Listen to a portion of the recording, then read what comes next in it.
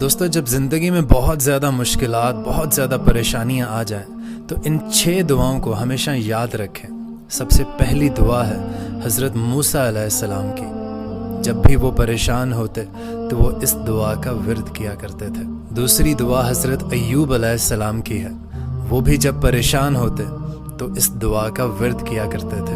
اور اگر آپ بہت زیادہ مشکلات میں گھرے ہوئے ہیں تو اس دعا کو اپنا معمول بنا لیں۔ اور کبھی کبھی ہمیں ایسا لگتا ہے، ایسا فیل ہوتا ہے کہ یا اللہ ہم پر رحم فرما، تو یہ رحم مانگنے کے لیے سب سے بہترین دعا ہے۔ اور اگر اللہ تعالیٰ نے آپ کو بہت سی نعمتوں سے نوازا ہے یا آپ بہت ساری نعمتوں کا تقاضا کرتے ہیں تو آپ اس دعا کو اپنا معمول بنا لیجئے۔